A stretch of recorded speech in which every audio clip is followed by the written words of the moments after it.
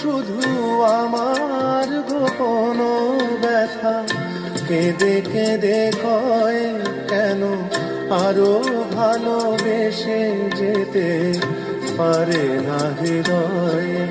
আমি এত যে তোমায় ভালোবেসেছি।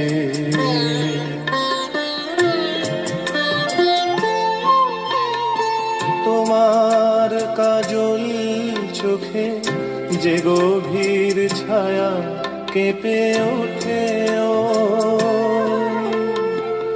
তোমার আধারে ও যে হাসির মধু মায়া ফোটে ও,